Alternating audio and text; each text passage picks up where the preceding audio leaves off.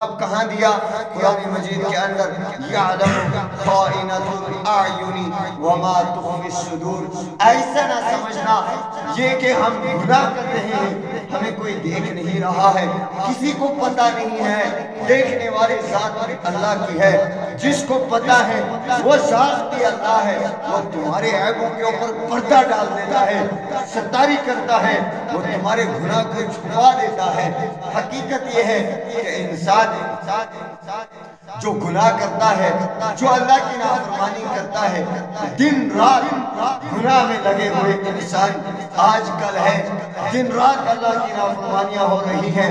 نمازیں چھوٹ رہی ہیں, قرآن پاک کی تلاوت چھوٹ رہی ہے, روزے چھوٹ رہے ہیں. حضور علیہ السلام کے بتائے ہوئے احکام شریعت کے خلاف کام ہو رہے ہیں. حقیقت یہ ہے کہ اللہ تبارک و تعالیٰ ان تمام گناہوں کے اوپر پردہ ڈالے ہوئے ہیں. دیکھو یہ اللہ پاک کی ستاری ہے. اللہ پاک اتنی نافرمانی کرنے کے باوجود کسی کی محفل میں, فرشتوں کی محفل میں ہمیں رسوا نہیں کرتا ہے, فرشتوں کی محفل میں ہماری شکایت نہیں کرتا ہے, فرشتوں کی محفل میں ہماری بے عزت نہیں کرتا ہے, اور ہمارے گھروں کے اندر ہمیں بے عزت نہیں بناتا ہے, ہمارے معاشرے کے اندر ہمیں بے عزت نہیں بناتا ہے. ہم راستہ چلتے ہیں, آنے والے لوگ ہمیں السلام علیکم ادب اور احترام کہتے ہیں. یہ حقیقت یہ ہے کہ اللہ پاک ہمارے گناہوں کے اوپر پردہ ڈال دیتے ہیں. اور حقیقت یہ ہے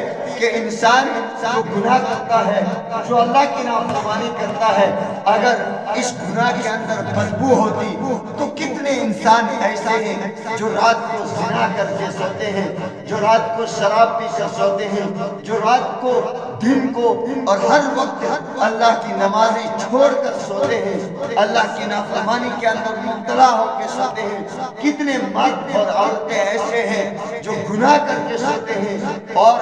گناہ کر کے بازار کے اندر جاتے ہیں, گناہ کر کے اپنے گھروں کے اندر آتے ہیں. حقیقت یہ ہے کہ اگر اس گناہ کے اندر بدبو ہوتی تمام انسانوں کے سامنے انسان رسوا ہو جاتا, بندہ بدنام ہو جاتا, بندے کے جسم سے اتنی بو آتی, اتنی بو آتی کہ کوئی بھی شخص اس کو اپنے سامنے آنا پسند نہ کرتا, اور ہر ایک انسان اس سے دور بھاگتا. کوئی بھی شخص اس کے سامنے بیٹھنے تک گوارا نہ کرتا, اس لیے کہ اس سے اس کے جسم سے گناہ کی بو آتی. لیکن انسان اللہ کی نافرمانی کرتا ہے, گناہ کرتا ہے, اور اللہ کے رسول صلی اللہ علیہ وسلم کی سنتوں کو چھوڑتا ہے, اللہ کے رسول صلی اللہ علیہ وسلم کی نافرمانی کرتا ہے, اس کے باوجود بھی گناہ کرتا ہے. ان تمام گناہوں کے اوپر اللہ پاک پردہ ڈال دیتے ہیں. کسی کے سامنے بے عزت نہیں کرتے, کسی کے سامنے ذلیل نہیں کرتے, کسی کے سامنے جسم کے اندر سے وہ گناہ کی بو کسی انسان کو محسوس نہیں ہوتی ہے کہ یہ گناہ کر کے آیا ہے, یہ بدکاری کر کے آیا ہے, یہ زنا کر کے آیا ہے, یہ نماز چھوڑ کے آیا ہے, یہ شراب پی کے آیا ہے, یہ چرس پی کے آیا ہے, اللہ کی ہر نافرمانی کر کے آیا ہے. اللہ پاک کسی بھی انسان کی بے عزتی نہیں کرواتے ہیں, اور انسان یہ سمجھتا ہے جو کام میں کر رہا ہوں اس کا کسی کو پتہ ہی نہیں ہے. قرآن پاک میں اللہ پاک جواب دے رہے ہیں, یعلم خائنۃ الاعین وما تخفی الصدور. اللہ پاک آنکھوں کی چوریوں کو بھی جانتے ہیں, اور انسان یہ سمجھتا ہے, تیسری وجوہات جو انسان گناہ کرتا ہے یہ سمجھتا ہے مجھے صرف میں ایک اور میرے ساتھ کوئی نہیں ہے, نہ میرا باپ ہے, نہ میری ماں ہے, نہ میرا بھائی ہے, نہ میری بہن ہے. شوہر سمجھتا ہے نہ میری بیوی ہے, بیوی سمجھتی ہے نہ میرا شوہر ہے, اور آدھی رات ہے, میں اکیلا ہوں, جو گناہ میں کر رہا ہوں میرے ساتھ اس وقت کوئی نہیں ہے. اللہ پاک اس کا بھی جواب قرآن مجید میں دیتے ہیں وَهُوَ مَعَكُمْ أَيْنَمَا كُنْتُمْ۔ اللہ تبارک و تعالیٰ کہتے ہیں جہاں تم ایک ہوتے ہو، دوسرا میں تمہارا پروردگار تمہارے ساتھ ہوتا ہوں جہاں تم دو ہوتے ہو، تیسرا تمہارا اللہ میں تمہارے ساتھ ہوتا ہوں، اور جہاں تم چار ہوتے ہو اللہ پاک کہتے ہیں پانچواں میں ہوتا ہوں۔ تم کیوں کہتے ہو کہ جب ہم گناہ کریں گے ہمارے پاس کوئی نہیں ہے، موجود کوئی نہیں ہے، نہ باپ ہے نہ دوست ہے نہ رشتہ دار ہے، کوئی ہمیں دیکھنے والا نہیں ہے، چاہے رات ہو چاہے دن ہو ہر وقت میں تمہارے ساتھ رہتا ہوں، جب تم میری نافرمانیاں کرتے ہو میں تمہارے ساتھ رہتا ہوں، اور ہر لوگوں کا تم نے کیا کیا تو ہر لوگوں سے ڈر کے تم نے گناہ کو چھپ کے کیا، لیکن کاش میرے بندے جو میں تجھے بہترین ڈھانچے کے اندر پیدا کرنے والا ہوں، کیا اتنی شرم نہ آئی جس اللہ نے مجھے پیدا کیا اس اللہ کے سامنے میں گناہ کر رہا ہوں، وہ اللہ مجھے دیکھ رہا ہے، وہ اللہ میرے ساتھ ہے، وہ اللہ میرے ہر چیز کو میری ہر حرکت کو جاننے والا ہے، یہاں تک کہ سینوں کے اندر جو بھید ہے، دلوں کے اندر جو خیالات ہیں، دماغ کے اندر جو جذبات ہیں، ان تمام کو جاننے والی وہ ذات ہے، وہ اللہ، وہ پھر بھی ہر انسان کا لحاظ کرتا ہے، یہاں تک جانوروں کا لحاظ کرتا ہے، یہاں تک چھوٹے چھوٹے بچوں کا لحاظ کرتا ہے، چھوٹے چھوٹے بچے دیکھ رہے ہیں، اس لیے میں کہیں اللہ کی نافرمانی ان کے سامنے نہیں کرتا بلکہ چھپ کر گناہ کرتا ہے۔ جوان شراب پیتے ہیں، چرس پیتے ہیں، زنا کرتے ہیں، میں نہیں کہتا ہوں کہ سب ایک جیسے ہیں، کچھ اللہ کے ولی بھی ہیں جو راتوں کو اٹھنے والے ہیں، جو آدھی رات کو اٹھ کر مصلی ہوتا ہے پھر اپنا رب ان کے سامنے ہوتا ہے، لیکن نہیں کچھ ایسے بھی ہیں کہ جن کو اللہ بھول گیا، اللہ کے رسول صلی اللہ علیہ وسلم بھول گئے، وہ یہ بھول گئے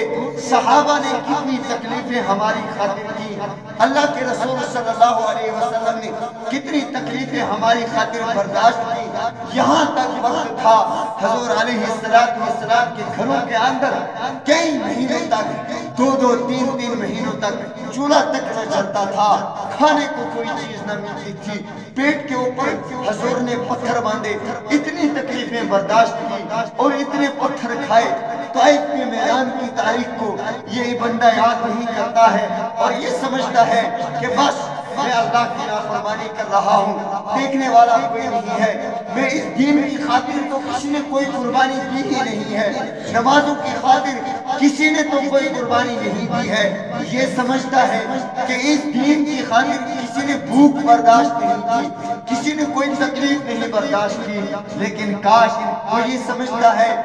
یہ سمجھتا کہ جو اللہ اتنا بہترین ڈھانچے کے اندر مجھے پیدا کرنے والا ہے اور جس کی میں نافرمانی کرنے والا ہوں، جس کے حکموں کو میں توڑنے والا ہوں، جو حضور میرے ساتھ اتنی محبت کرنے والے تھے، جو میری خاطر اتنی تکلیفیں برداشت کر کے اس دنیا سے چلے گئے اور آخری وقت میں بھی یہ آواز لگاتے ہوئے کہ تھے یا ربی امتی یا ربی امتی یا ربی امتی، جس کو امت کے جوانوں کی فکر تھی، جس کو امت کے مردوں کی فکر تھی، جس کو امت کی بچیوں کی فکر تھی، جس کو امت کی ماؤں کی فکر تھی، وہ اتنی تکلیفیں برداشت کرنے کے باوجود جوان یہ سمجھتا کہ اس دین کے پیچھے قربانیاں لگی ہیں، اس دین کے پیچھے تکلیفیں اٹھائی گئی ہیں، اور جب اس انسان کے دل کے اندر یہ جذبات ہوتے، یہ خیالات ہوتے، وہ اللہ کی نافرمانی نہ کرتا، اللہ کے رسول صلی اللہ علیہ وسلم کے حکم کو نہ توڑتا، اور جب بندہ یہ سمجھتا کہ جس اللہ کی میں نافرمانی کر رہا ہوں، اگر میں لوگوں سے چھوٹ کے کر رہا ہوں، میں چھوٹے چھوٹے بچوں سے چھوٹ کر گناہ کر رہا ہوں، میں چھوٹے چھوٹے جانوروں سے چھوٹ کر اللہ کی نافرمانی کر رہا ہوں، کاش وہ اللہ جو اپنے قرآن کے اندر کہہ رہا ہے کہ جہاں تم ایک ہوتے ہو دوسرا تمہارے ساتھ میں ہوتا ہوں، جہاں تم دو ہوتے ہو میرے بندے تیسرا میں ہوتا ہوں، جہاں تم چار دوست بیٹھے ہوتے ہو، جہاں تم چار جوان بیٹھے ہوتے ہو، جہاں تم چار عورتیں بیٹھی ہوتی ہو، پانچواں تمہارے ساتھ میں ہوتا ہوں۔ کاش سب سے شرم کی لیکن مجھ سے شرم نہ کی، سب سے تم ڈر گئے، سب کا لحاظ رکھا، کاش کم درجے کا اگر لحاظ نہیں رکھا تو میرا نہیں رکھا۔ انسان یہ سمجھتا ہے کہ کوئی دیکھنے والا نہیں ہے، لیکن اللہ پاک قرآن مجید کے اندر جواب دے رہے ہیں، تمہارے ساتھ میں ہوتا ہوں، تمہارے عیبوں کو میں دیکھتا ہوں، ہر تمہارے گناہ کو میں دیکھتا ہوں۔ کاش انسان ان تمام گناہوں سے بچ کر اپنی زندگی کو گزارتا، گناہ چھوٹا ہو یا بڑا تو وہ بہرحال گناہ ہی ہے۔ گناہ چاہے نماز کا چھوڑنا ہو، چاہے زنا ہو، چاہے غیبت ہو، چاہے شراب ہو، چاہے چرس ہو، وہ اللہ کی نافرمانی ہے، اللہ کے رسول صلی اللہ علیہ وسلم کی بغاوت ہے۔ انسان جب گناہ کرتا ہے یہ سمجھتا ہے کہ میں گناہ کر رہا ہوں اور کوئی میرا کچھ نہیں بگاڑ سکتا ہے، میری ماں میرے پاس نہیں ہے، میرا باپ میرے پاس نہیں ہے، معاشرے میں میرا دوست مجھے دیکھنے والا نہیں ہے، کوئی میرا کیا بگاڑ سکتا ہے۔ نڈر ہو کر انسان گناہ کرتا ہے، اللہ کی نافرمانی کرتا ہے، لیکن اللہ پاک کی نگرانی ہر انسان کے اوپر ہے، اللہ پاک کی نگاہ ہر انسان کے اوپر ہے، چاہے وہ مرد ہے چاہے وہ عورت ہے، ہر انسان کے اوپر اللہ تبارک و تعالیٰ کی زبردست نگرانی ہے۔ رات دن میں اللہ تبارک و تعالیٰ اپنے بندے کے نگراں ہے۔ انسان نے یہ نہیں سمجھنا چاہیے کون میرا کیا بگاڑ سکتا ہے، میرے دوست میرا کچھ نہیں بگاڑ سکتے جب میں گناہ کرتا ہوں۔ سمجھنا یہ چاہیے جس کی نگرانی میرے اوپر ہے وہ اللہ مجھے دیکھ رہا ہے، میں اس اپنے رب کی نافرمانی نہیں کرتا۔ اور جب انسان یہ گناہ کرتا ہے تو قیامت کے دن کو یاد نہیں کرتا کہ میں